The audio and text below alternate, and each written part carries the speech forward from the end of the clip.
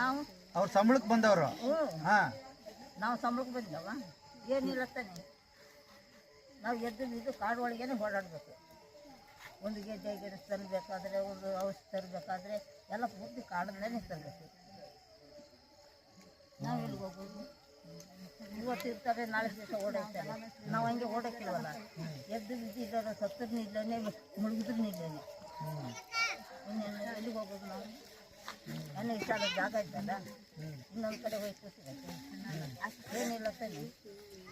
ಇಷ್ಟ ಆದ ಭೂಮಿ ಇದ್ದ ನಾವು ಅದರಲ್ಲಿ ನೀವು ಹೋಗಿ ಅಂತ ಹೇಳಿದ್ರೆ ನಾನು ನೀವೇ ಹೋಗೋದು.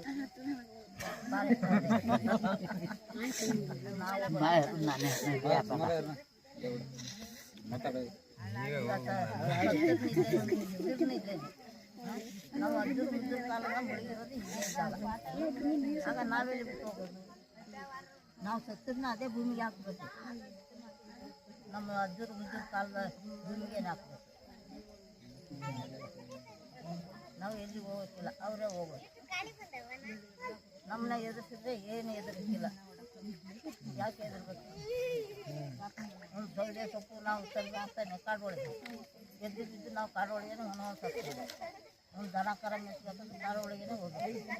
ಆಗ ಇನ್ನೊಂದು ಕಡೆ ಹೋಗ್ತಾರೆ, ಇನ್ನೊಬ್ರು ಭೂಮಿ ಬಿಡೋಕ್ಕಾಗಲ್ಲ. ಈಗ ನಿಮ್ಮ ಭೂಮಿ ದನ ಕರ ಹೊಡ್ಕೊಂಡ್ಬಂದ್ರೆ ನೀವೇನು ಹೇಳ್ತೀವಿ? ಹೋಗಮ್ಮ ಹೊಡ್ಕೊಂಡು ಅಂತ ಹೇಳ್ತೀವಿ. ಆಗ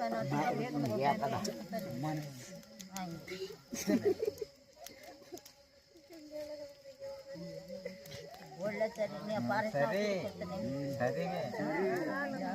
ಸರಿ ನಂಗ ಓದ್ತೀವಿ ಆ ಕಾಡು ಒಳಗೆ ಹೋರಾಟ ಮಾಡ್ತಾ ಇದ್ದೀರಿ ಈಗ. ಅಲ್ಲಿ ತಟ್ಟೆ ಎಲ್ಲ ಕಾಣಿಬೋ ಅದಕ್ಕೆ ಹಿಂಗೆ ಕೊಡ್ತಾರೆ ಸರ್. ಸಕ್ಕರೆ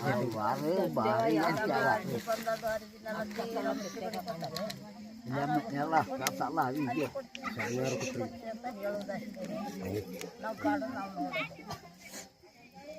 ಕೂಲಿ ಕಂಬಕ್ಕೆ ಹೋಗಿ 15% ಅಕ್ಕಿ ಸೊಸೈಟಿ ಅಕ್ಕಿ ಕೊಡ್ತಾರೆ. ಏನೋ 400 ಮಾಡ್ಕೊಟ್ಟವ್ರೆ.